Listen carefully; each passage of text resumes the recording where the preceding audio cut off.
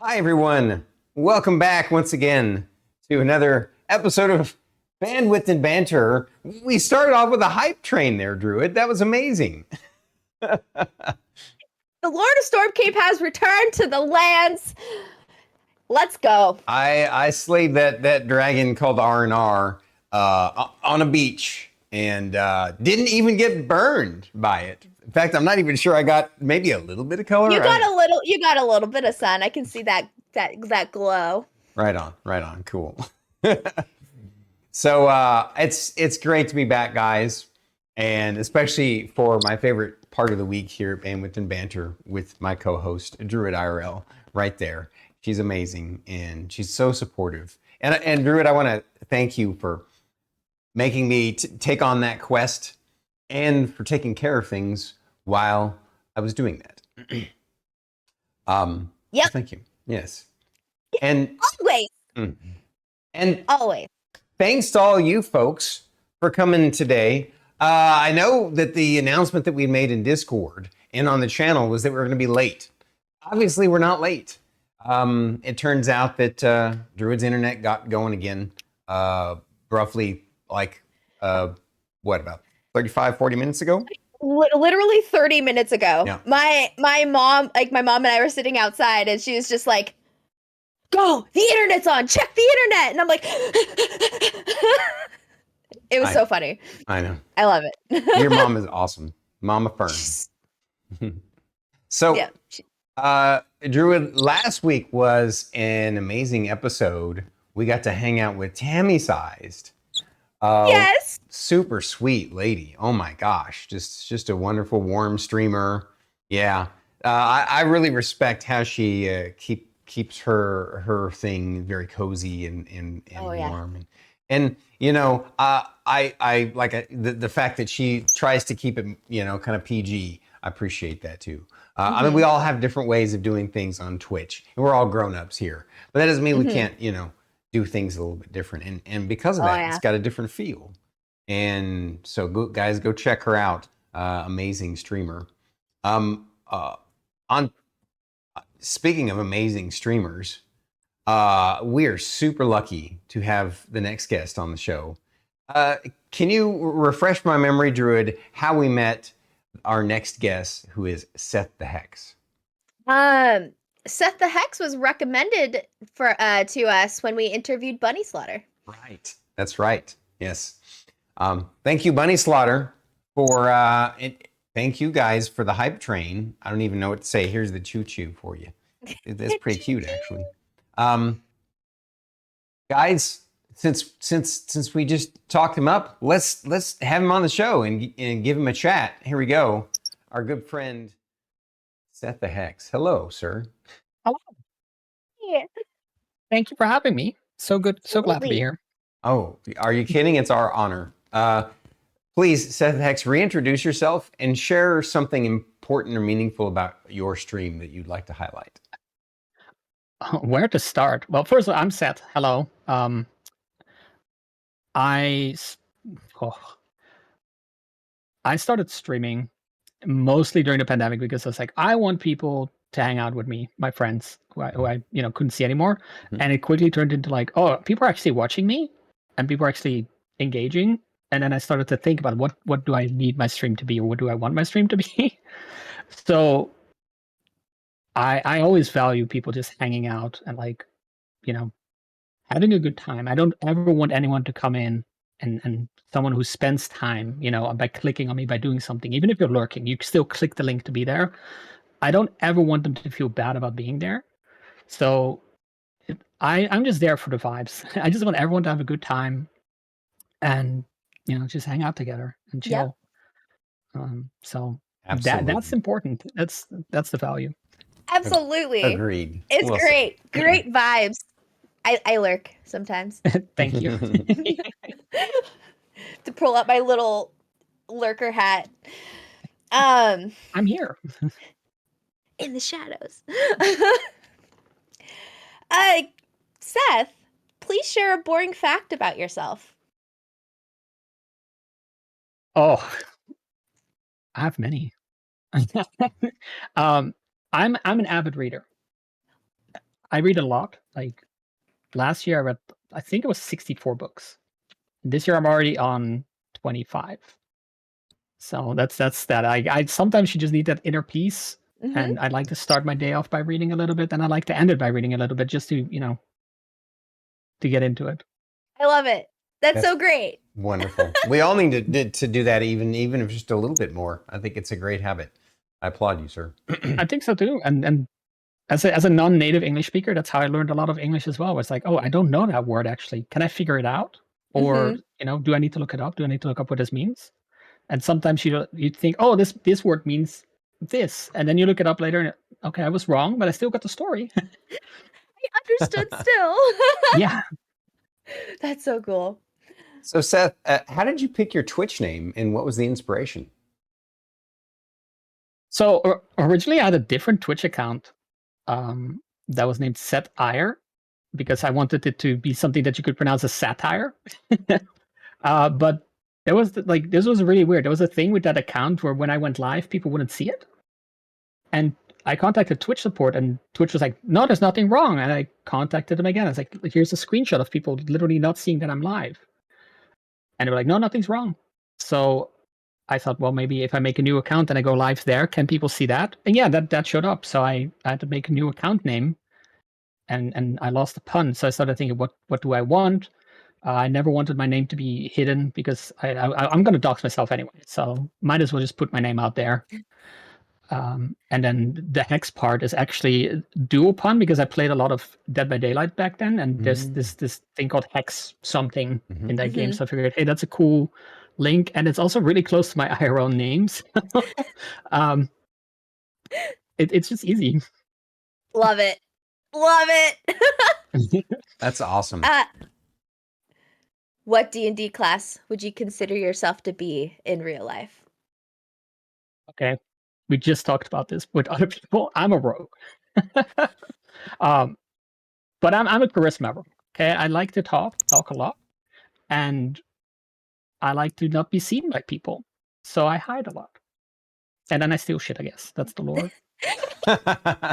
But I'll multi-class into Bard, if that helps. Sometimes you need to help people by lifting them up. Yeah. Yeah. Heck yeah. Heck yeah. I love that so much. That's so great. I thought his name was Frank. So on that note, then, do you consider yourself to be or have you been kind of lumped into the category of being a forever GM? If so, Yeah. do you have any tips you can give to future GMs? Don't. No, really. Have fun.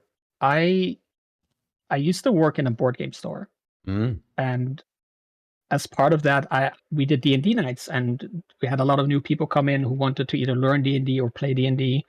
And there was a time where I played 5 D&D games a week. And my most important tip, even to new DMs, is just have fun. You can't make mistakes. Okay, don't be afraid of it, because if you mess something up, there's a good chance your players will notice. They don't have your notes. They don't have the stats. They won't know. So don't be afraid to mess up. Just do something, and also be honest with your players. Talk to them, because it's not your game. It's everyone's game. So if the other players have a problem, ask them. Be honest. This is an open space. I want to have fun. You want to have fun. So just do it. Start doing it. Don't care about what other people are doing. I don't mind that people look at other dungeon masters to be like, oh, I can do this or I can do that, but never compare yourself with the people you see online, because they're doing their thing, you do your thing, and you'll develop. Okay, you can't do a Stormy by watching one episode and thinking I should do that too, because that's years of experience. Just do it. Indeed. Perfect. It's perfect. Yes, exactly. D&D is a collaborative effort. It's not a competition. I think newbies don't necessarily understand that at first, but once they do, once they embrace it, and it's a wonderful experience. Well said. I've said this a lot to people. You have to sacrifice your own sense of enjoyment for other people. So you're supposed to have fun as a dungeon master too, but the most important thing is this, however many players you have on the table, they're also supposed to have fun. And when they are having fun, you have fun, because you can see their joy, their enjoyment, their engagement with what you're doing. That's how you have fun. Indeed. Yep. Yep. Interacting with the world that you created. Right. I was compared to what George R. R. Martin says. He says he's a gardener writer, where Yes. he has the characters and he just like he sees how they develop, and that's also what you should do with your story. Like never get attached to anything in D&D as a dungeon master. Just accept what happens, but then grow that out and nurture it. 100%. I can't Mhm. tell you how many times in the middle of a campaign or near the end of the campaign, I actually changed something that I had planned because it would make more sense and fit narratively and be more fun and entertaining to the players than what I had before. And it has made all the difference in the world to not grow attached to the you create a guideline, create a skeleton, right? But don't be attached to it. Yeah, 100%. Mhm. Yeah, and go with the flow. Like sometimes Yep. some of my best ideas came from my players. Where someone like I don't even remember the exact campaign, but one of my players said, "Oh, I bet this is what's happening," and I went, "That's better than what I had." Don't watch. Yes. People say don't give the DM ideas, but I guarantee you guys are always giving the DM ideas, and there's no way you can not. Yeah, Mhm. exactly. Yeah. And then you have wild players that try to befriend the ghost rather than be afraid of the ghost. You know. Yeah, go for it. Do it. Yep. And I loved it. Well, the irony is I've done that in a campaign before myself. So.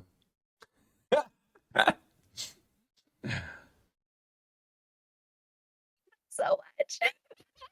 That's why I was ready. That's why I knew what to do. He did it. What is your favorite TTRPG that you have played? Okay. Can I put two answers? Right on. Absolutely. Okay. So I'm a massive fan of Alien, and I love the system for it as well. It's just such a simple, easy to get into system, an easy world, and a setting that lots of people know. If you say, "Oh, we're playing the Alien game," they know what to expect. I don't have to describe anything to you. Mhm. You're on a spaceship. There's a weird thing there trying to kill you. It might be an alien. If I'm your DM, it's probably not an alien. Spoiler alert. I like to tease them because once you show them the alien, you're done, right? What else are you gonna do? And well, now there's 5. No, Yep. keep that thing hidden. Keep it away.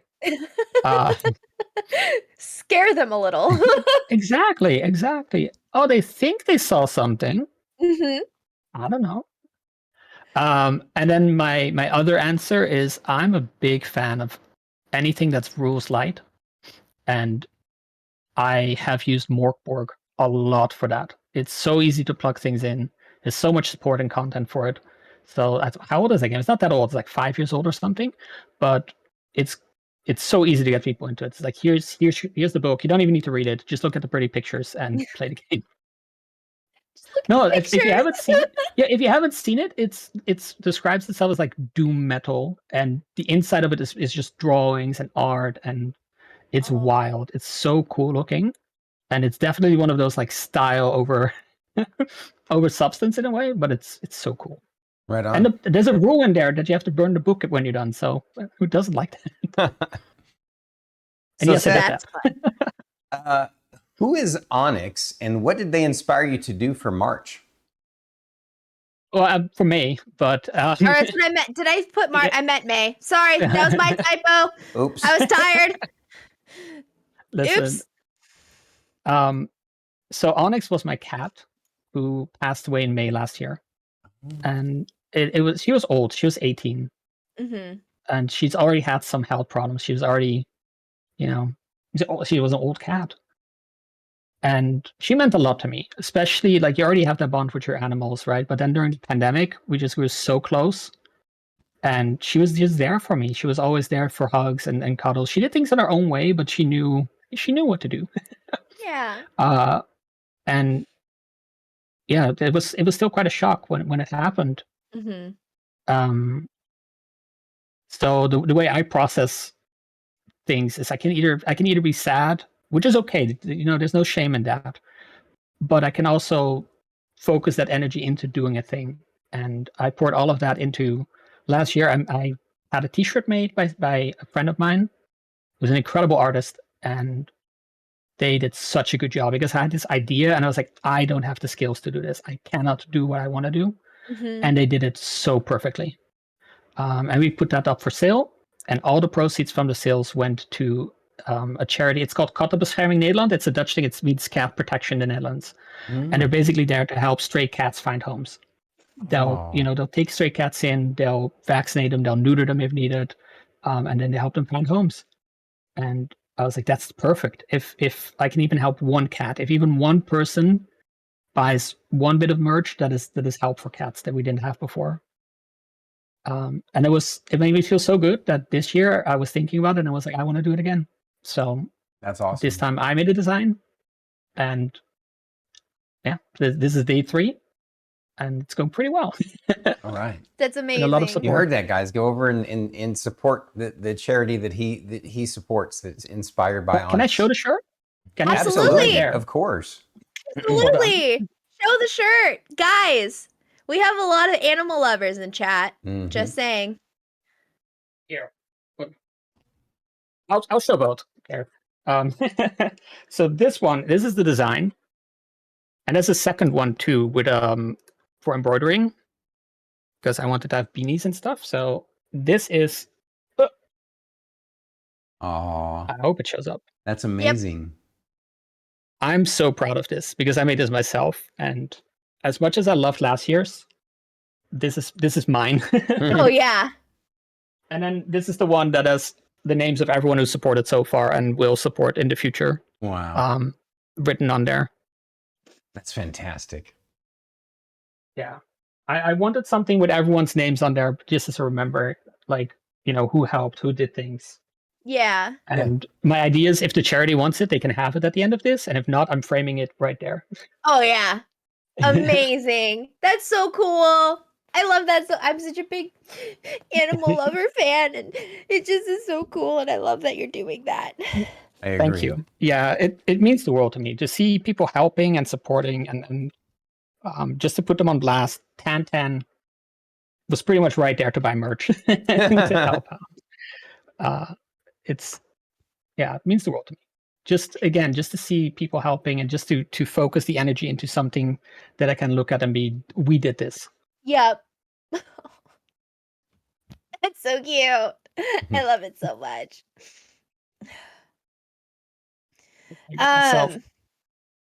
There. So you kind of touched on this already, but so what drew you to Twitch? So why Twitch? Yeah, the wanting to play games with my friends and wanted to share, the gameplay and the things I was doing, and just hanging out, just missing the feeling, because before the pandemic, I used to do board game nights. I used to do D&D. I'm not a very social outdoor creature, but those things was like, that was my outdoor. That's where my energy went to. And then the pandemic happened, and I was like, well, I'm okay being on my own because that's basically what I do anyway. But then I started missing those evenings and that energy being, having a place to go to. So I was like, okay, we can play games together and we can hang on Discord, and we were doing that. And then I started playing some games, and my friend was, stream it on Discord. And then she said, hey, you should just stream this on Twitch so we can all watch, because Discord was having quality issues. Yeah. So she was like, hey, you should just stream it on Twitch so we can watch. I was like, okay, cool. That's actually kind of, I've always wanted to do something in the online space anyway. So it was an easy excuse to get in there. But yeah, that was it. And I always was like a Twitch watcher anyway. I've been here since when it was still Justin, right? That's cool. But yeah, that was a big push in the right direction. Oh, I love that. So Seth, what did family and friends think when you told them you planned on streaming? Well, my friends were there, right? Yeah. They were the start. Right. Yeah. And it's funny because like few of them, if any, watch anymore. I still get their Prime subs because I made them. Amazon Prime only costs $2.99 here, and then you get Prime Video, the shipping. This is not an ad, but you get the free Prime sub. And I told my friends, you should all sign up for Prime. Give me your Prime sub, and they still do that, but they don't hang out and chat, if ever. But my mom actually was like,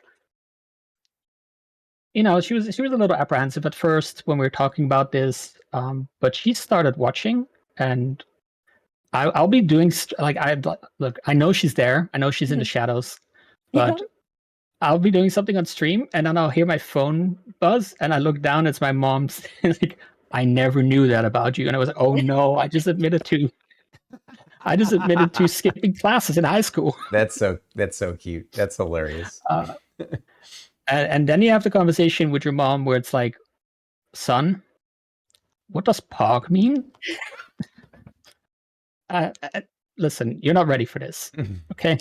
Can we just have the sex talk again? That's less awkward. Shout out to the mom supporters out there. Oh, we love them. She's a big fan. Like, it's really funny because she'll be commenting on things that happen on stream or on people, and I actually think it's really fun to see how much she actually absorbs from that. Yeah. So, and also sometimes she'll be like, "Oh, you were playing this video game. That looked cool. I want to get that." I'm like, "Yes, do it." Yes, Mom. That is fantastic. My mom sometimes pops in. But my Nana also sometimes pops in, which I think is extra wild when that happens. And I'm just like, so good. That's really fun. I love that's kind of it's a weird way to connect with someone, right? Like Twitch, and then actually getting stuff to talk about because of Twitch. Yeah, it's pretty cool. I love it. It's so fun. What struggles did you deal with when you first started streaming?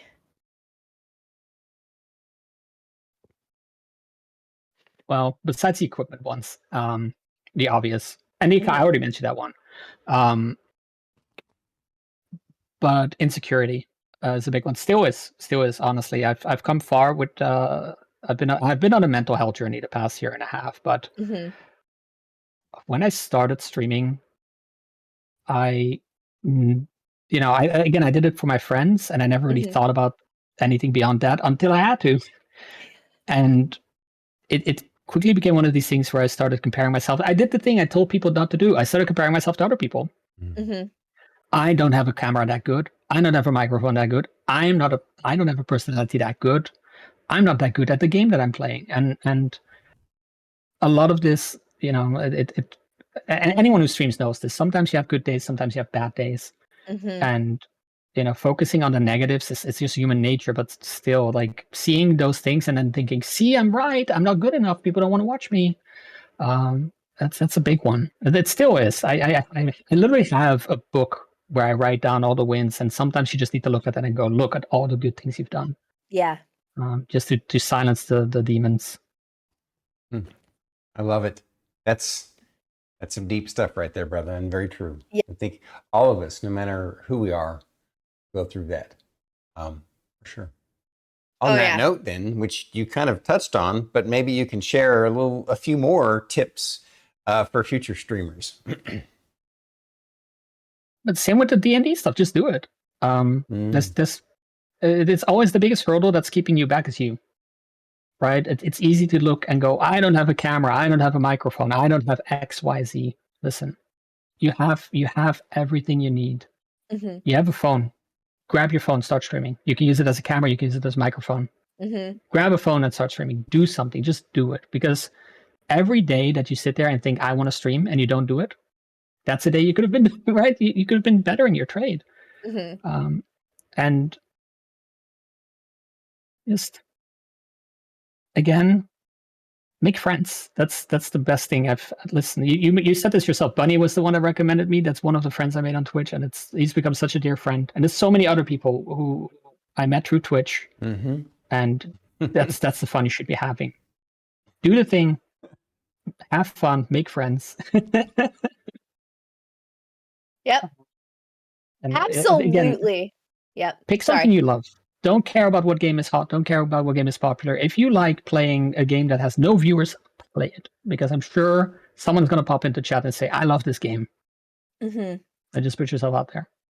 Agreed. Absolutely. Yep. That is perfect. Sorry. I need to hide chat. Sorry, let me hide chat. What I see what you're doing, Stormy. What do you enjoy? Wait, is that it? Oh yeah. What do you enjoy most? What is your absolute favoriteest thing? What is the best thing about streaming? I already touched them. The people. You did. You did. Yeah. No, but that's it though. Seeing. Well, okay, so I used to think because of real life, this is the people that you grow up with, and most of the people that you're friends with or familiar with, that's just proximity. I'm friends with them because we grew up in the same street, we went to the same school, we work in the same building, and most of those they're not bad friends or anything like that, but most of those are just friends of convenience. We're there, we're in the same place. We can curse at the boss together. Yep. But you don't share a whole lot of other interests a lot of the times, right? And I'm a big fan of horror. I already talked about Alien. I love horror movies, the fantasy stuff. And I used to think I was a little bit of a yeah, right. I used to think I was a little bit of a weirdo. And then you go to Twitch, and it's like, wait, so many people like Alien? Whoa! Yep. Just seeing all these people to share your interests with and actually connect because you share interests rather than well, we're in the same building. It's so good to see that. And again, finding people who share those passions and who like the same things you do is just so fun. Yeah. Right on. It's so good. I love it so much. I'm such a big fan.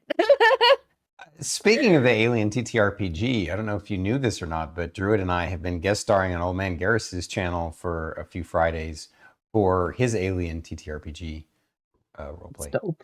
So I'm playing we'll be there one more time on the 10th, isn't that right? Yes, it's the last one. The last one. Have you seen an Alien yet? She is not. Oh, have we seen? Have we seen an Alien yet? The characters? No, not yet.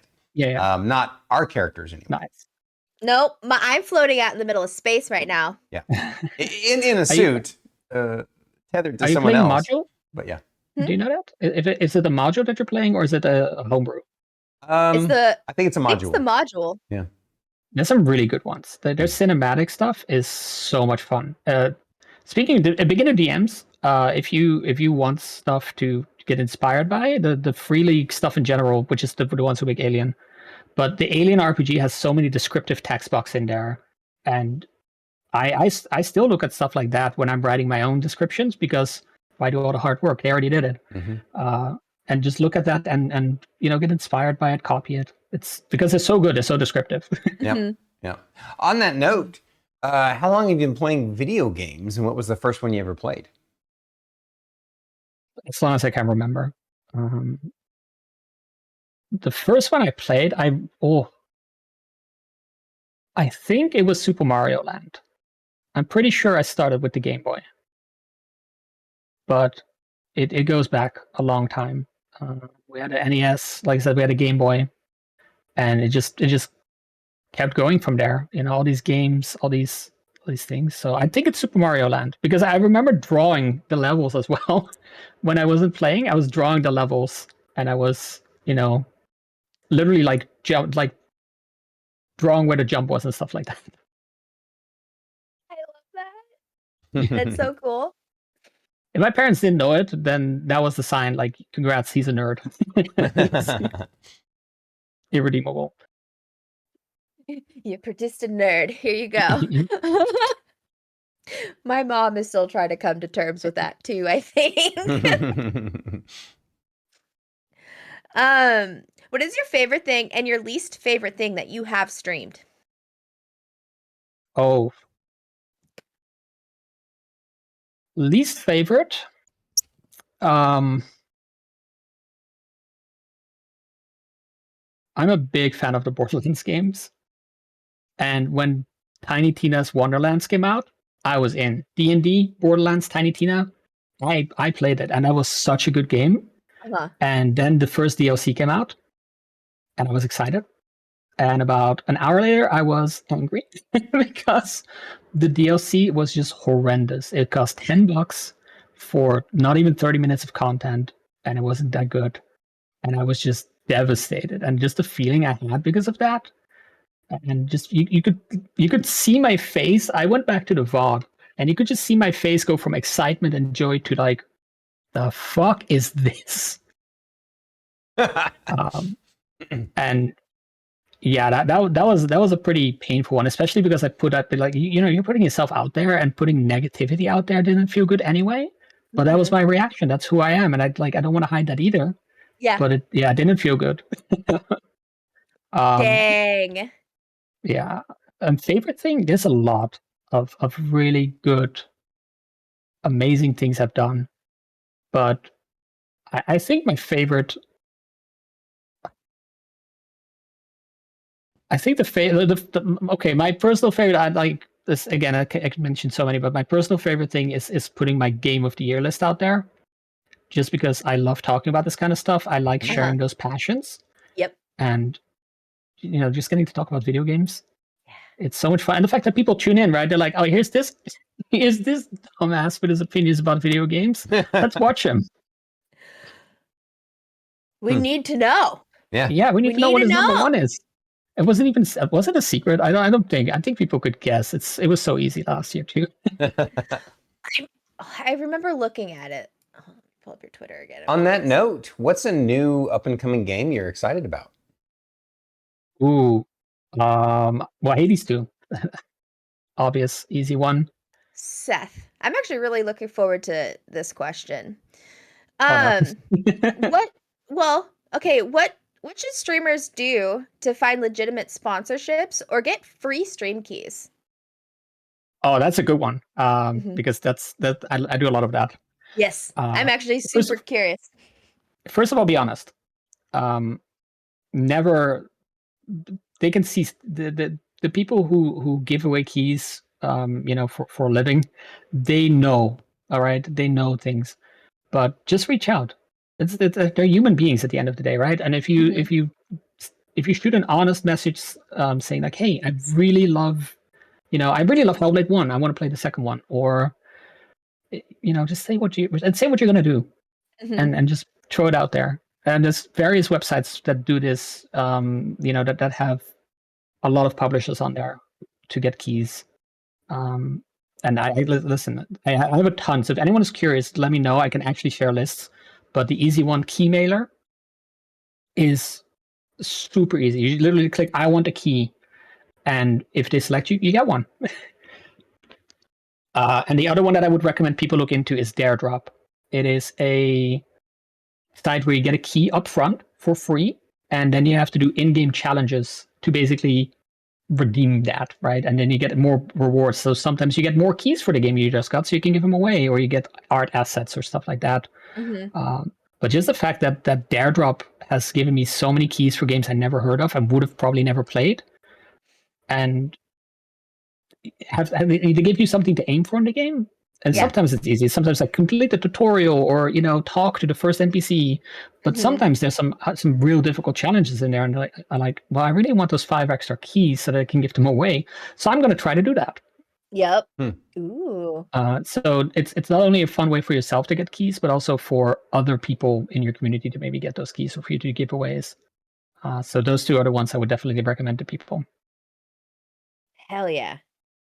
This next question is kind of a tough one, but I'm very curious about. When reviewing an up-and-coming game, what do you look for to know if it is going to be a good game? Honestly, it's always difficult to tell with games, because a well put together trailer can make even a really bad game look good. True. But I just look for things that interest me and pop. I know what I like. I know what kind of games I like. I know the publishers I like. So that's always an automatic hit when I'm like, okay, I trust this publisher. I know their catalog. I want to play this game. But when I'm looking for absolutely new games, I'm looking for surprise. I watch a lot of game shows where they show new trailers and new stuff coming up. And it's so easy to see like, okay, these kind of games all fall in the same category. And then a game comes out that says, oh yeah, you've played Hades before, but now we have Hades Tony Hawk Pro Skater. And I'm like, look, I'm in. This is new. I've not seen this before. And that's the stand out. Make a good trailer, stand out, sell me your game. And it's real easy to, again, go to these websites like Keymailer, because a lot of things are on there, and sometimes they're on there too, so you can ask for a key. Ooh.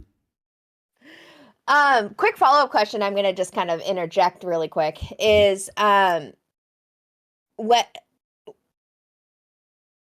when you're writing up your lists for your greatest games of the year, do you have like a criteria, or is it just like this is the vibe?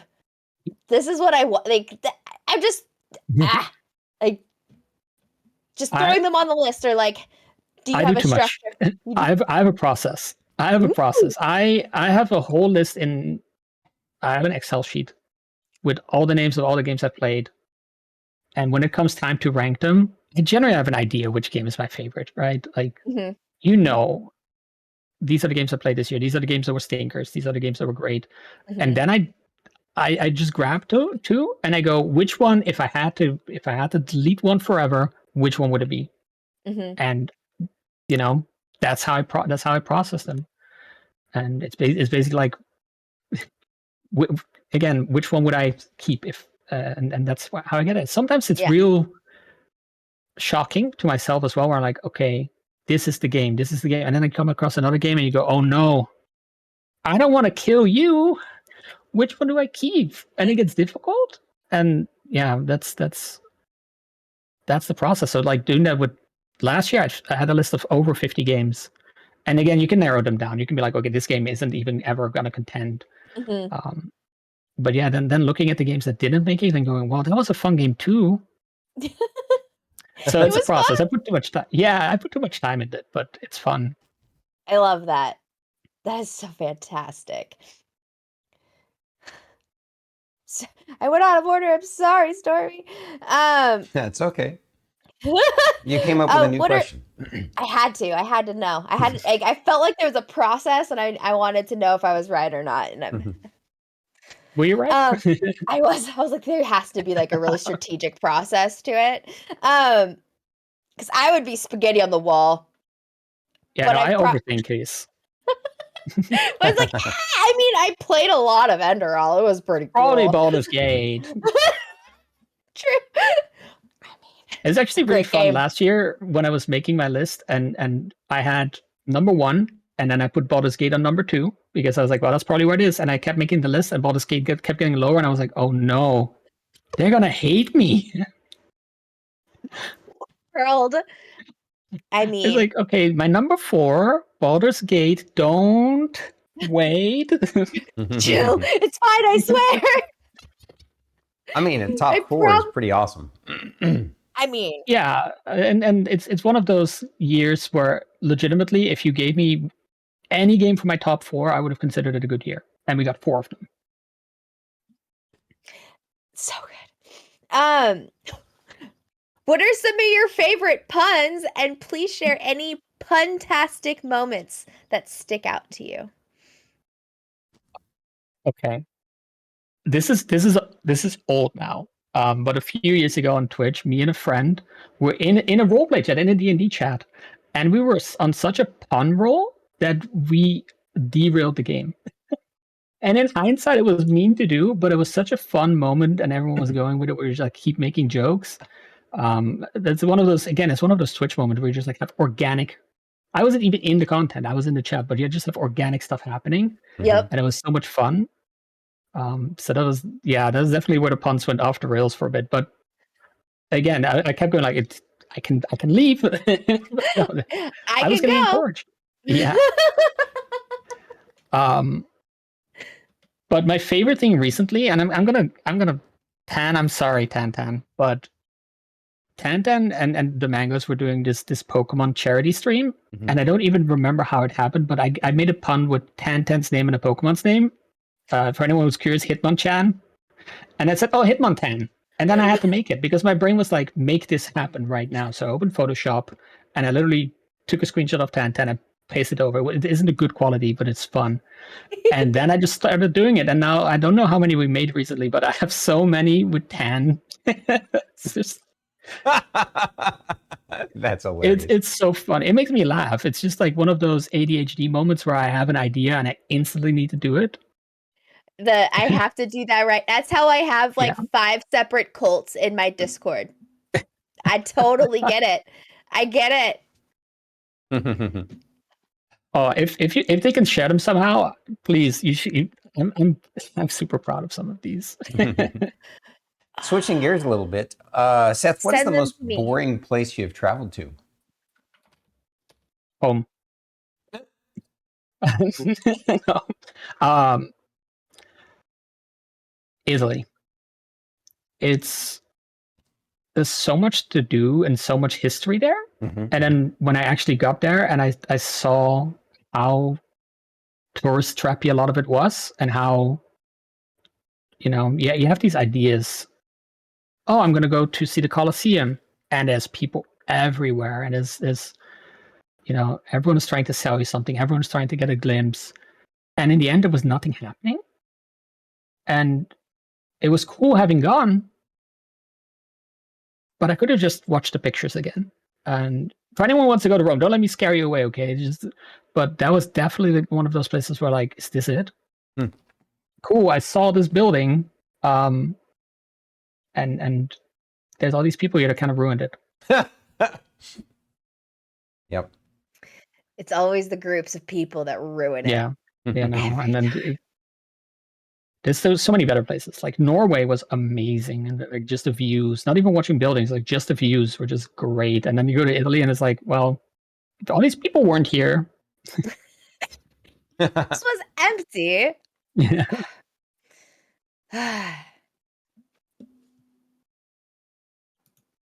Also, I'm sorry, Italian people, but the food was also not that great. Like, it was partly the restaurant or the hotel we were at, but I'm like, I make better pasta than this. What is this? It's probably the restaurant estate, okay? I'm pretty sure families there make way better food, but that was just weird. Like, I was like, I came here for the actual food, not for American pasta. Yeah.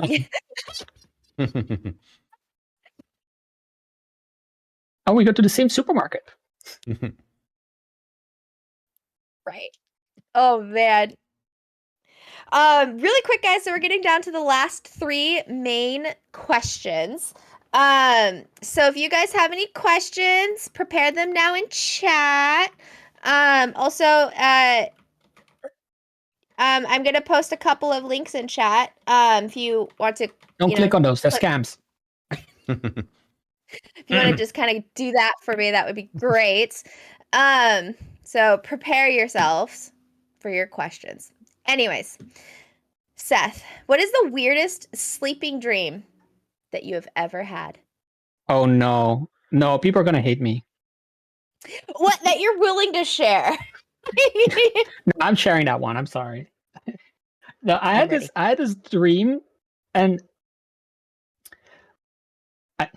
it was so weird. I dreamt that I was sent to a place of. I dreamt that I was sent to a place where everything was chocolate, and I was helping the people get freed from their oppressive king. And we overthrew the king, and they were like, "Oh, Seth, now you have to be king." And I was like, "Okay, now I'm the king." And then I ate all the chocolate, and then I woke up and I went, "I ate the people." So I was like, "What? What was I dreaming? What did I watch? How did I get to this?" That's a great one. I literally woke up with a tear on my eye. I ate all the people. You ate all the chocolate people. Yeah, I had all my subjects. There were none more. That's awesome. There's some sort of philosophical story in there, I'm sure, but it's better than the dreams where my teeth fall out. So, my husband has those. Yeah. So, Seth, if you could be any superhero, which one would you choose and why?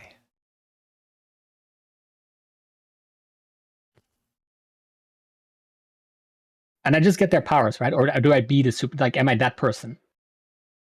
Basically, you get however you want to interpret the question. Either you become them or you get their powers. Whatever's easier for you. Okay.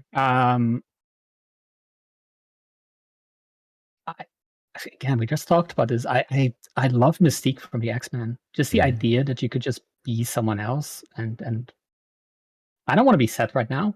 I'll just be someone else for a little bit.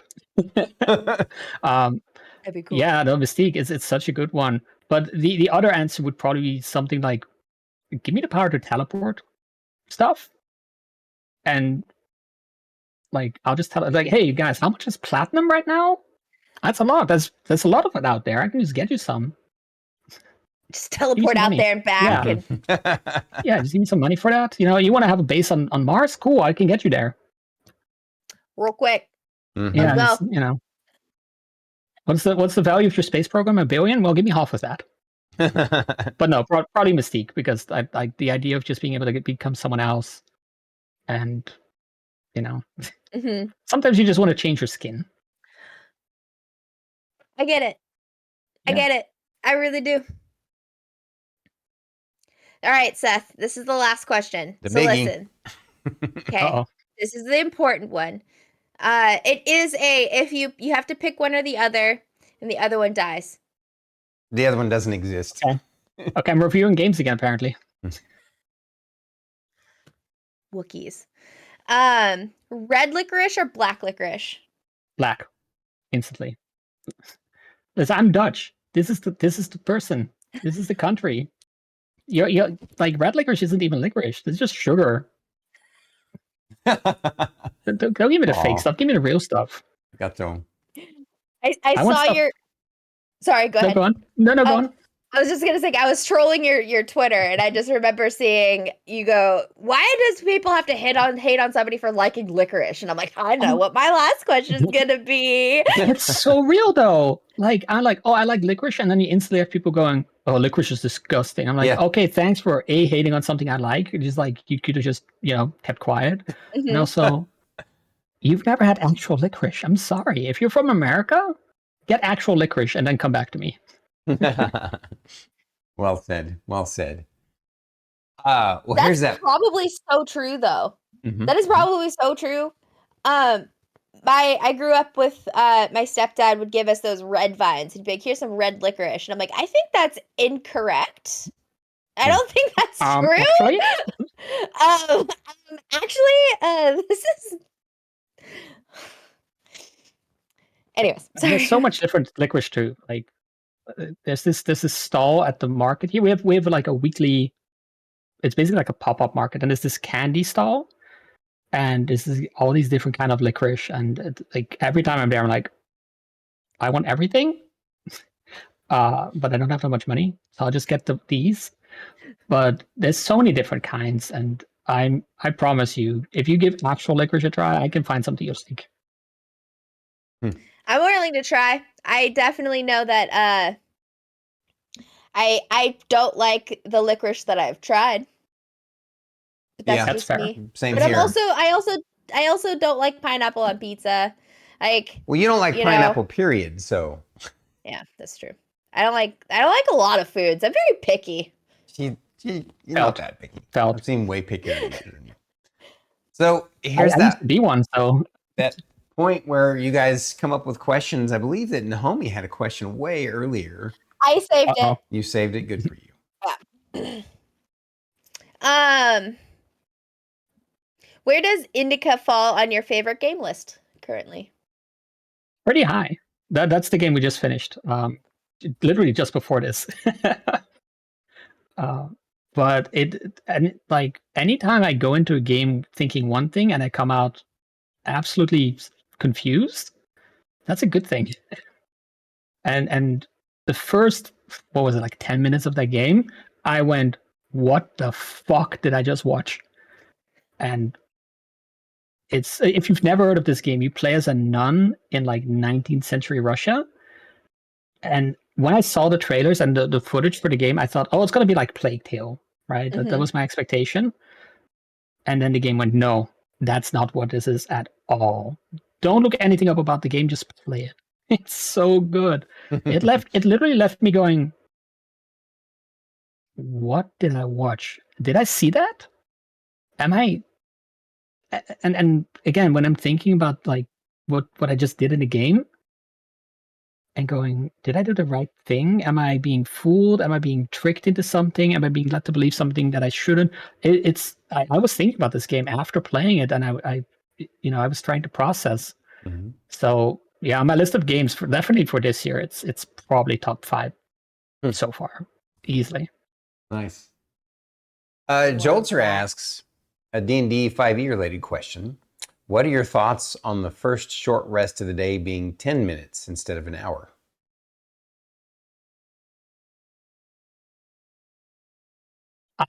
Okay. I've had this conversation too many times. I don't care. I'm sorry. It doesn't matter. It's fake time.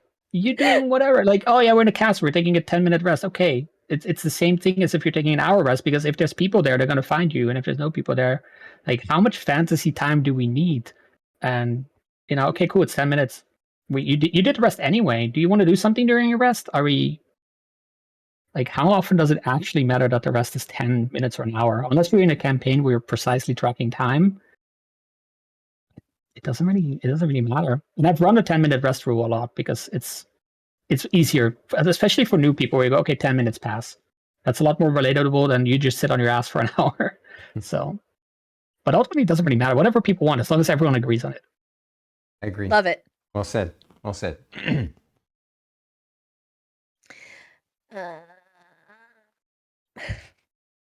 How often have people told you that you look like Ozzy Osbourne with your circle shades? Is that the origin of the variety of sunglasses on stream? Asks Tantan. No. So the origin of the variety of sunglasses was I am sensitive to light, and sitting in front of a bright light and having migraines. I just found it easier to just wear sunglasses, and then having a couple different pairs kind of evolved into me having a lot of different pairs of sunglasses, just because it's fun to have different ones. But the Ozzy Osbourne thing started because someone came in and said, "You look like Ozzy Osbourne," and then one of my friends got me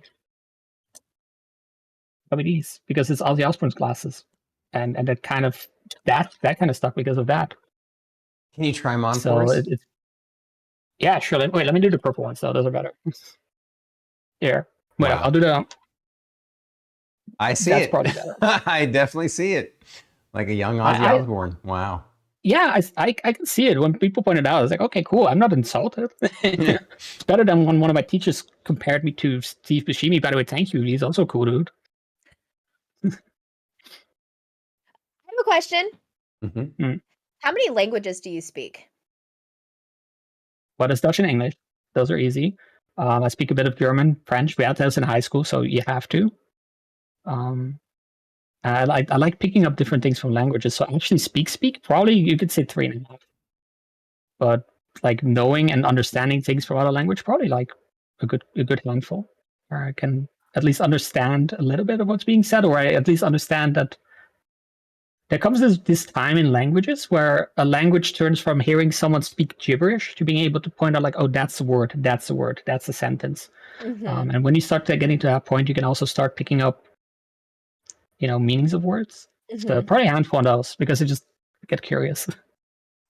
I ask because Kieran, I exaggerate all the time, and I'm just like, Kieran knows how to speak 22 languages. So five feels like 20 to an American. Yeah. Just saying. Well, here's the thing, though. I like, and this was the thing that came up because I used to teach English a lot. It's speaking 2 languages is already impressive. You're already ahead of most people on the planet, right?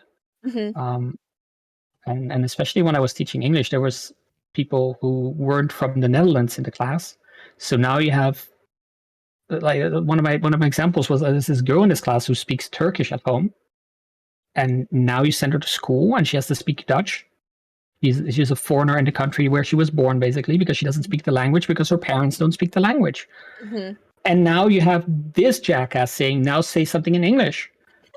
It's difficult, but like, it's impressive. And I told her that because she broke down during an exam, because she had to do a presentation. It's like, oh, I don't know the word. I'm like, listen, you speak 3 languages. Don't let anyone tell you that that's not impressive, right? Like, you have to speak Dutch because that's the country you live in. You have to speak Turkish because that's what you do at home. And then you go to school and they say, now you have to take English, German, French. Don't be afraid that you don't know a word. be impressed with all the things you do know, because Right. that's impressive. That's a great lesson about life in general. Like, Yeah. focus on the things that you are good at instead of focusing on the things. And it doesn't mean you don't try and get better at things that you're not as good at, but let the things you're good at inspire you to take that next step for the things that you want to get better at. I love it. And sometimes you need someone to just show it to you, because I told her, like, listen, okay, we're just going to have a conversation. Don't worry about the presentation. Let's just talk. How's it going? What's happening? And then I said, let's do this in English. And she started conversing in English. And I said, look, you've been speaking English. Why were you panicking over your presentation? You prepared that. You prepared your presentation. We're just having a conversation here that you didn't prepare for. You can do it. Don't care. Don't care if you don't know the word. If we're speaking if you go to England and you don't know a word and you can describe it, they'll get what you mean. No one cares. Just do it. Only speak English, and I don't know the word. Can confirm.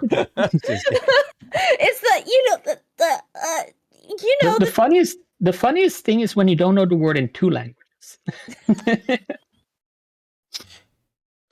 Santan I should be able to say it. Another great question here. I'm going to break this one up into two. I want you to take the second part of it, Druid. What's the most memorable campaign or iconic moment in a campaign that you've DM'd for? And the second one would be that you've played in that Druid can take. Just took it, but it's fine.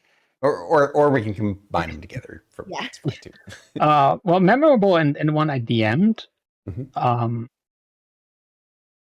I had this campaign a while ago, and here's the thing. I already talked about this. I steal from everything else. I get inspired by anything I see or read or watch, right? It's that's how you get inspiration anyway. And I made Avengers in D&D. And it started with the players were like, a little bit into the campaign. They fought a Cyclops that lost its eye and had a red gem instead of its eye, and it was shooting lasers. That was the first of the Infinity Stones. I tricked them. And I introduced the villain. A little bit later, the campaign was going on. I introduced a villain, and it was called Thanatos, which is like the most obvious giveaway. Yeah. The players didn't realize. It took them 6 sessions after that for one of them to go, wait, that's Thanos! And I went, yes! And I was so happy that they just completely got shocked. I was like, they're going to get it. Like, the moment I introduced the villain, they're going to get it. And it took them so long. And it was so good. I changed. I didn't copy Avengers, literally, of course, but it's fun to do these elements and then see players actually pick up on one of your inspirations, but they go, oh, that reminds me of that. And I go, yeah, that's because I just stole it. I completely hijacked it, and this is what we're doing. Yeah. Yep. All right, today we're playing Star Trek. Who wants to be Spock? And one I played in, I like, and this is a tip for anyone who plays D&D in general, I like giving my dungeon master stuff to work with. So when I make a background, I don't fill in the blanks. I just go, this is roughly what I want. Surprise me. And I was playing this warlock who lost his crew. I was a pirate, and I lost my crew at sea, and I washed up on a beach. And I had this call in my hand, and I was hearing a voice in my head. And it turned out that my character had died and basically made a pact, I want to live. And every time I leveled up, I started looking more and more bloated, more and more like a wet corpse. And I didn't know what happened. I literally told my dungeon master, I don't know what happened. I don't remember what happened. You fill in the blanks. And the dungeon master made it Cthulhu. Funny enough, the most obvious answer, but it was still such a shock to come to I was looking for whatever happened to my crew for information. And it just turned out that Cthulhu sunk my ship just because he wanted to recruit me. And it was so much fun to just get into that surprise me factor and then actually being, generally happy with the outcome. Right on. So it was a lot of fun. I love it. Let's see here. Anton's next question's funny. Seth, why did it take me so long to realize that you're not from the US? And before you ask, no, I do not know why it took me so long. Well, I can answer that question. It took you so long to realize I'm not from the US because you are from the US. Next question. Right on. I automatically assume anybody in my chat is not from the US. I just automatically assume because of my You have so many that aren't. yeah. Yep. Yeah. When somebody goes like, "Oh, I'm from, East Coast." And I'm like, "Oh shit. Cool." What country is that from? What country is that? East Coast Germany? East Coast Germany. Yeah. It's really funny when someone comes into your chat and says, "Sorry, my English is bad," and I go, "So? Does that matter? All our English is bad." Mine too. Yeah. So, like, people just assuming that the default language on Twitch is English and then feeling the need to apologize. It's like, no, please talk.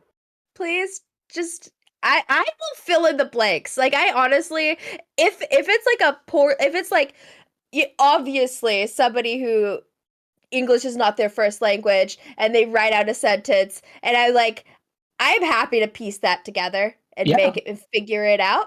Like, I am so down for that. I got you. As long as we can communicate in a way, right? Like, if you come into my chat and you're like, "I'm sorry, if you only speak a different language, I can't work with that because I can't read what you say. Other people can read what you say." But if the barrier between you talking to me is my English is bad, go for it. I will translate, and we'll talk. We'll get there. We'll figure it out together. Newtzilla asks, "Are you thankful I shotgunned you and then we became besties?" Yes. What's Worst the story marriage with that? proposal ever. So this is, I don't know if you know the game Lethal Company, but we were playing Lethal Company and I found a wedding ring, and this is literally my first time playing with Newt. I interacted with Newt in chat before, but never played a game. And we're in like the same room in the game, and I found this wedding ring, and I go up to Newt and I go, "Hey Newt," and I kneel down because I wanted to pose, and she had a shotgun. She turns around and blasts me in the face. And I didn't even realize what just happened. And Newt starts cracking up and goes, "I'm so sorry." And I go, "Oh, I pieced it together." It was such a funny moment. It's one of those Twitch moments that's burned into my brain because of how fun and so silly, right? Good stuff. Good stuff. She could have just gone, "No, I'm married." That would have been enough, but no, she made a clear statement on that one. Also, Newt's tiny voice going, "I'm so sorry." That's so great. We're definitely watching that clip soon because I went through all my clips recently because my affiliate anniversary is this weekend, and I want to watch my favorite moments of the year because that's the stuff I like to do. And I was like, that clip's there. It's again, like with the games of the year, that's on there. In the top 10. Yeah, in the top 10. Easily. Oh, Bunny Slaughter asks, WWE or WCW, who was better at the height of Monday night?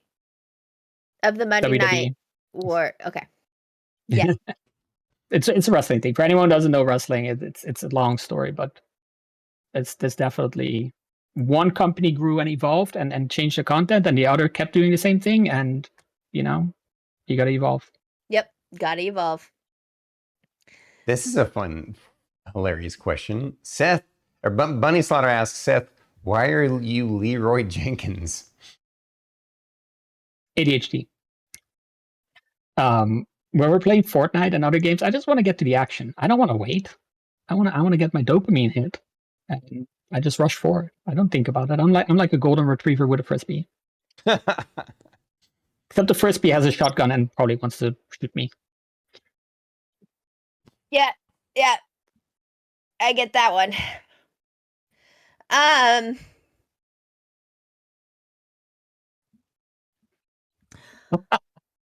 Stop that. I think I got lost. But no, homie, it's 707. Would you ever cut your hair? Yeah, I would actually. There's a price for everything. There's a time for everything.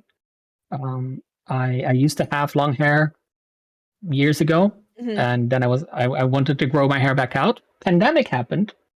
Perfect excuse. No hairdresser anyway.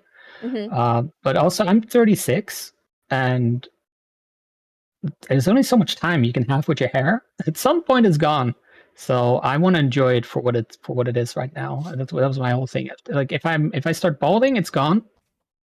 But for now, I have it. I want to keep it. But if there's ever a cause, you know, if there's ever a goal, I'd let myself get carried away by stream all the time. And if there's ever a moment where I can go, listen, if someone gives me 1,000 subs right now, not actually happening, okay, this is not a promise, it's not binding, but I can see myself doing that. If someone gives me 1,000 subs right now, I'll cut it all off or something like that. Like, I let myself get carried away.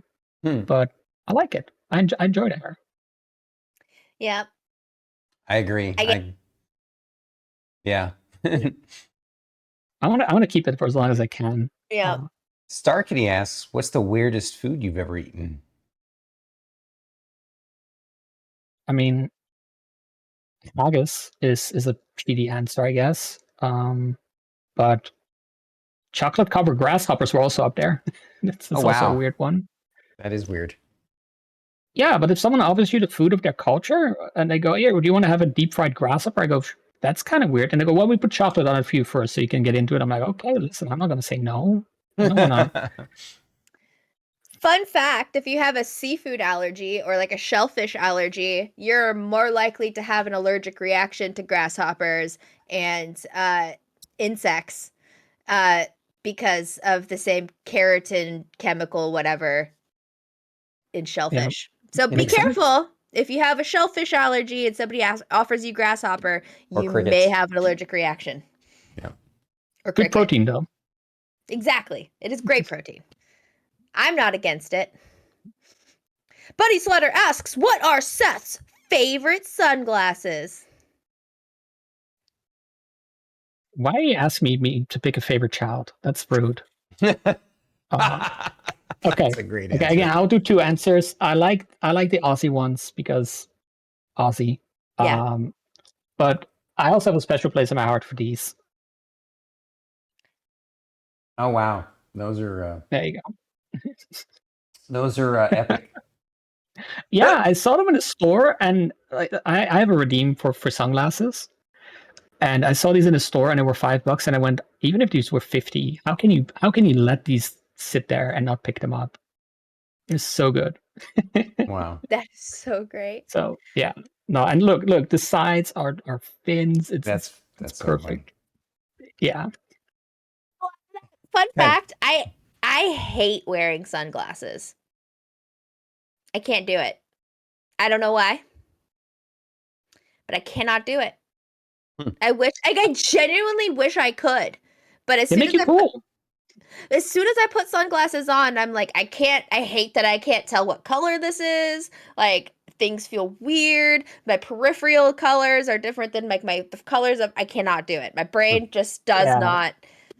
That's fair. Like, that's why you should get tinted ones though. Like, it's actually, there's a reason to get, the more purpley colored ones or the pink ones, because they help with contrast. Actually, these drown out the least amount of actual color.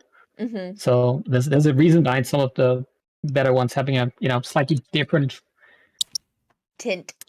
Yeah, but I wear them too much. I'll compensate for you because I'll be wearing them out in the winter outside, and you get people like, isn't it kind of cold for sun? I go, how is it cold for sunglasses? The sun's out. I have a headache. Yeah. While I'm looking for the next question, feel free, if you think of any questions that you want to ask us, we'll be happy to answer. Does Seth like Stroop waffles? Asked by Vegan Nunu. Yes. Pretty good. What are those? It's like caramel. It's like two cookies with caramel in between them put together. You know what they are. Never mind. I remember what they are. Okay, cool. I happen to live in a city where, again, the weekly market, there's this stand that makes them fresh, and the scent is, you can already smell it from like a mile away, and it's so good.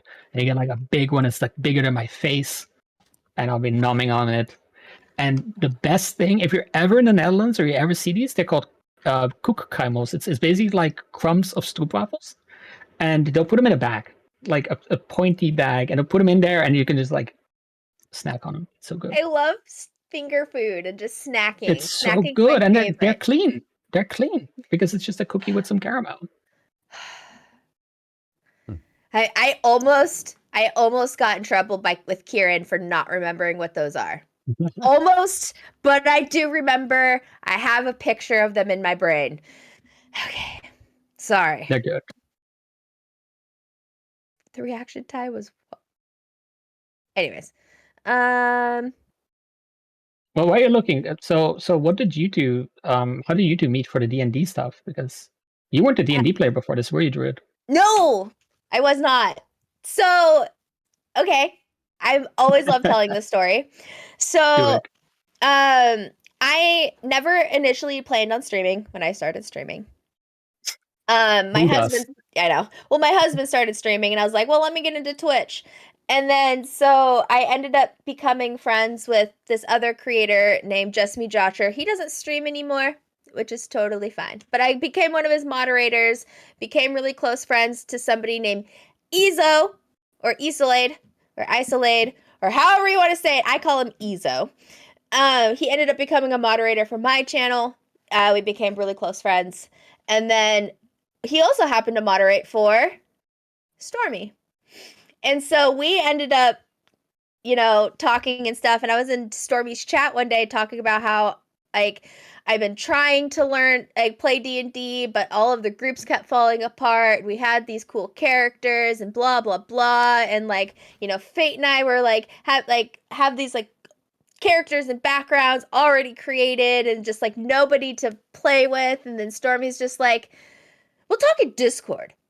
And then we started playing, and we would play for like 6 hours. And then we're like, maybe we should try to stream this. Like, this would be cool. And then we decided to, we were like, all right, let's do this. Let's make this happen. And then we were doing these Tech Talk Tuesdays on Thursdays.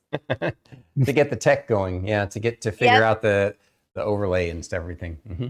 Yep. Yeah, it's and difficult. then There's so many working parts. Yeah, and then we started doing Tech Talk Tuesdays on Thursdays, now on Fridays.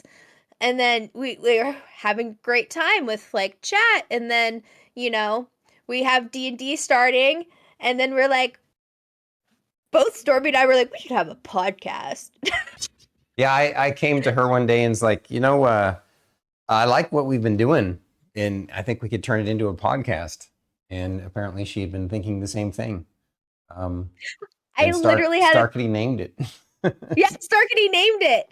So yeah, it was literally just all random happenstances. Mhm. Just literally like happened to meet somebody that happened to meet somebody that raided into somebody that just now here we are.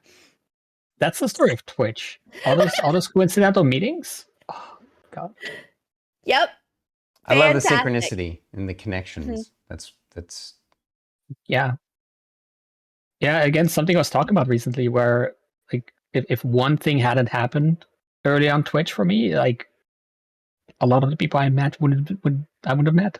Yeah. So, like, all that serendipity, like, you just happen to be there. You just happen to be in this raid. You just happen to say something in chat. You just happen to click on this other person's name, and now we're here. right. Yep. Right. One raid. Just one raid. Yeah, because, like, with Vegan Nunu, I met Vegan Nunu in King Gildan's chat. King Gildan randomly raided me, and then we were all chatting over there. He just happened to shotgun somebody.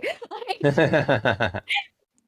just all it's just like, it's so weird. Mm-hmm.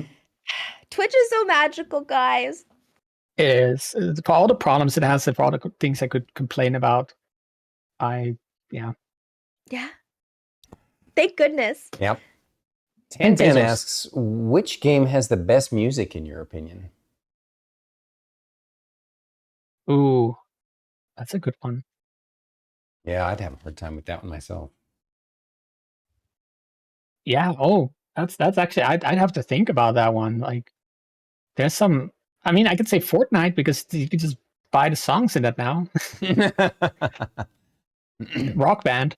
Okay, so a recent one that is easy. Balatro has such a banger soundtrack, and it's so seamless in transitioning from one scene to another, where you almost don't notice that you're now listening to a different song. It's really good. It's a very not simple but simplistic song, but it just sticks with you, and it just gets in there. So that's a recent one that definitely stands out. Okay, we got time for one or two more Monster Hunter. questions. Monster Hunter's main theme. That's a good one. Right on. I will say Hellblade's audio. So I'm a big fan of that game. I agree. Again, that's my fun Heilong. I was like, who made this music? Yeah.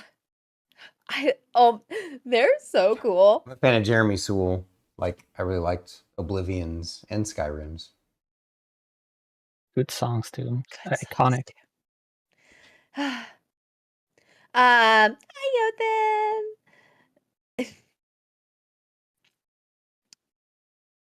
I thought I saw another one. Give me a second. I'm so sorry. But Bunny has a good question. Oh, go ahead and answer it then. Yes, best SNES game. Best NES game? Yeah, what's the best NES game?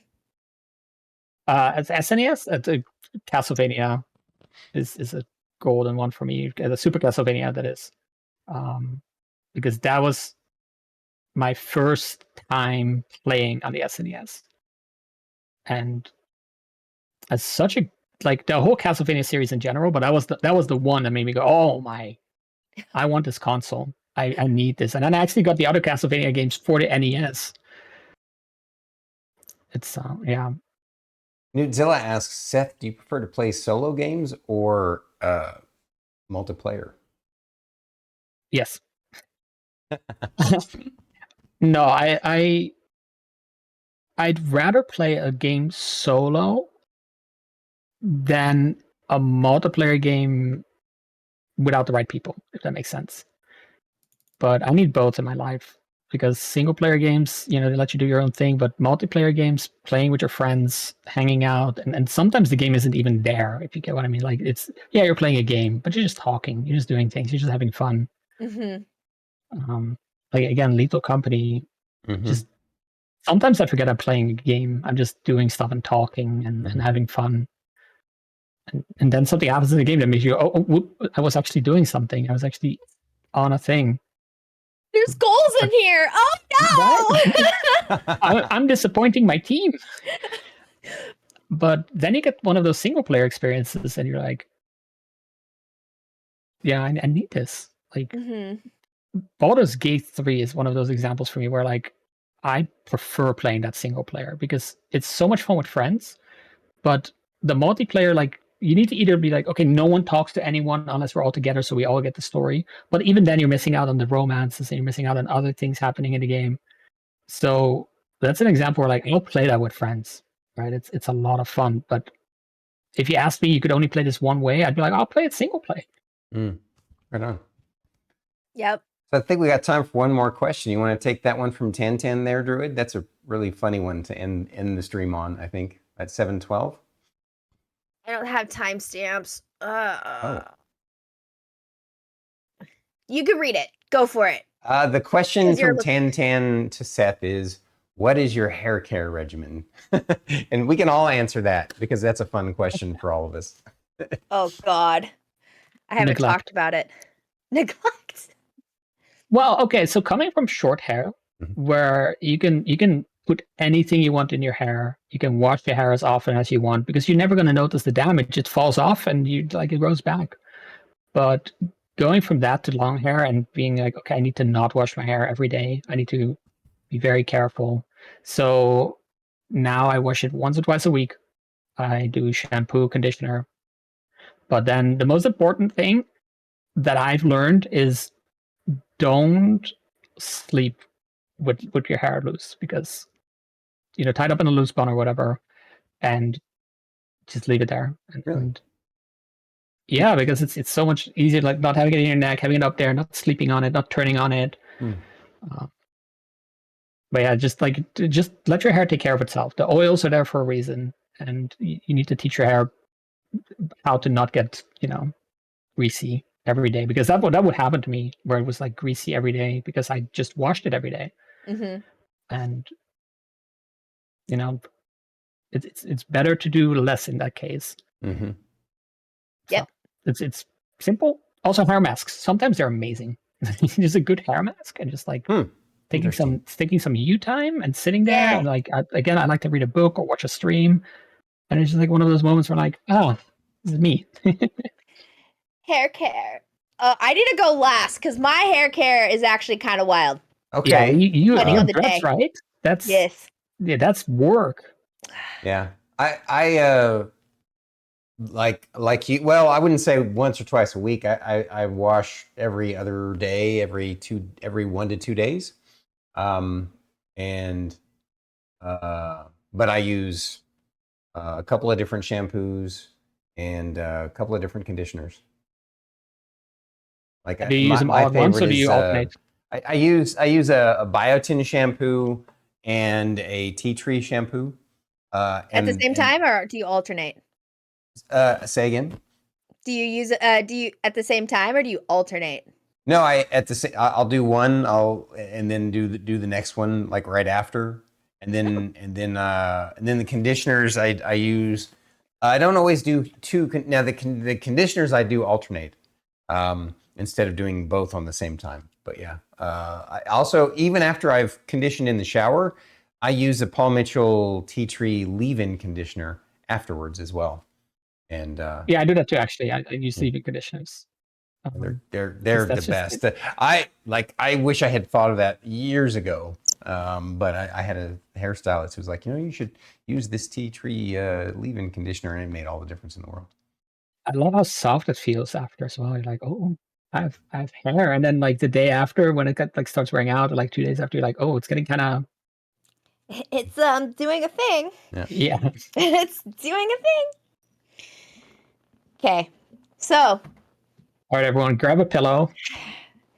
I wash my hair at maximum once a week. It takes my hair an entire 3 days to dry. Totally. Because I don't use heat. I refuse to use heat on my hair. Bangs and all. This is my bangs right now. This is a week since I've washed my hair. Once a month, I will go in with a crochet hook and try to pull in all of the wild hairs on my head, because I tell you what, it do be wildin'. Like, I have random hairs that just decide not to want to be there. Never use conditioner for not the hook. And every 6 months we do a detox where we have to get a special powder, and you basically have to, like, we have to ghetto it, where I have this giant pot that I put in the bathtub that we have to lean back into, and it's hot water, and you have to sit there awkwardly and let your hair soak for like 30 minutes to get all the gunk out, and then that's it, and then I add beads and stuff. It's really not that much. Actually, my hair activity. The whole village comes around to help boil the kettle. Yep, and you just have to look. But really, my hair is actually super low maintenance. It's only high maintenance when I get the wild hair. Huh. But 3 days though, that's a long time. It's a long time to air dry. It is so long. Have you ever combed them out? No. Is that something? Okay. No. I started with one row, and I just kept adding rows and rows until I had a full head, and then I was just like, I cannot do this, and then we shaved the sides. Nice. And yeah, I want my hair to be long enough where I can whip somebody from a distance. I want my hair to be considered lethal weapons. You should actually check out wrestling. There's a wrestler who does that. She has a braid so long she actually beats people with her hair. It hurts. You see people have the marks. Oh, yeah, Bunny said the name. Mm-hmm. Yeah, so, I can't wear my hair in a ponytail at work, because if I turn too fast, it'll whip people. And I have scared the living shit out of so many people that way. It's wild. I'm sure. I have injured somebody with my hair too. When it's up like that, though, people I'm ask you if it's a hat all the time. I do. People, is that a hat? Yeah, no, I just like wearing a hair beanie. Just totally wearing a hat right now. And I will say, Jotun Red Wolf is spreading lies right now. I will never shave off my dreads. Jotun. Big liar. So, Seth, this is our time where we got to wrap things up. It's been an honor and a pleasure to have you on the show. Please share one last interesting thing that you would, like to share with your folks and our folks today. Ooh, well, first of all, thank you so much for having me. This was a lot of fun. Of course, thank you. And well, besides Onyx Month, which that's all my brain right now. I think the thing I'm most excited for sharing is this is. Listen, I'm always looking forward to the next thing on Twitch and on anything. Again, ADHD, right? I need the next thing. I need that next fix. Mm-hmm. But I've been working so hard for just new ideas and new content. And very recently, we stumbled upon this character where I've been playing a fake CEO in boardroom meetings. And my brain has just been going at 90 miles an hour where like I want to do so much more. So that's going to be a thing here. I can show you one thing right here. This is the boardroom. Oh, wow. We have meetings. But it's a lot of fun to do some improv stuff. That's like I used to do comedy, and just getting some more of that out there. So, some more like this is me. There's more of that coming. So I'm excited. I'm really excited. I have ideas. I have a whole book of ideas. This is here. One behind the scene. I literally have this handy, and it's filled with ideas and things that I want to do. And I have so many things where like I could do this, I could do that. It's wild. So improv. Awesome. So exciting. That's amazing, Seth. I can't wait to check it out. Please let us know in Discord and announce it and stuff so we can come and participate and join you. Thanks for always. Thanks for coming on the show, brother. I appreciate you so much. Thank you. You're the best. Wow, guys. That was amazing, Druid. I'm so glad that Bunny Slaughter recommended SethTheHex. Yes. It took too long to get to him, but we have such a long backlog. It's tough. Like there's a bunch of folks out there that we want to reach out to that we're going to be planning on reaching out to. So, but there's a list. Mm-hmm. There's a list. So you're be about ready. to say something? Oh, I was gonna say now, guys, is a great time since we're wrapping up here. You guys just go over if you have that extra money and you want to go save a cat's life. Go buy merch. You would go buy the merch. Follow and sub. Follow, gift subs, do all the things. But go support the cause because we love cats.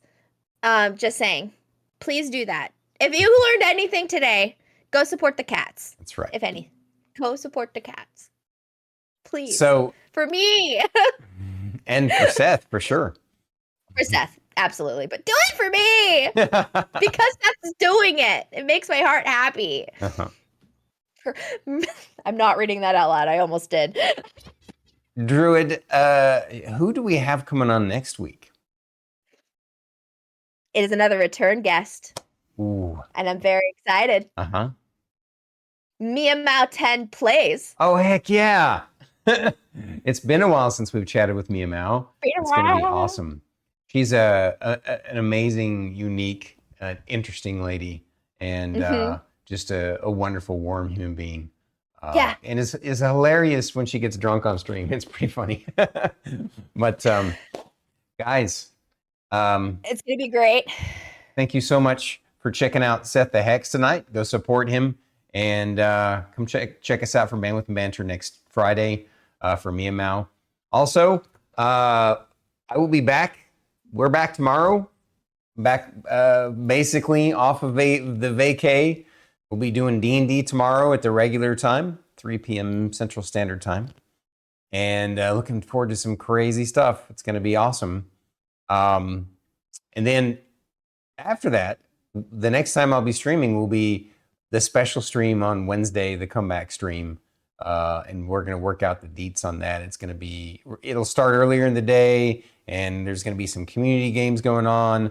I might maybe share some details and stories and pics of the vacation or something. We'll see how that goes. Yeah. Look out for the announcements. Keep your eyes peeled for the things. So. Do you have anything else to add, Druid? I love you guys. I knew it was coming. And I do too. Thank you all so much. I appreciate you. Let's finish this off strong, shall we? Thank you guys for coming to the show. Please drop a like, subscribe, and comment down below. If you're listening to the podcast, please rate and review the episode. We're Bandwidth and Banter. Thank you. And good night. Goodbye. Goodbye. Bye.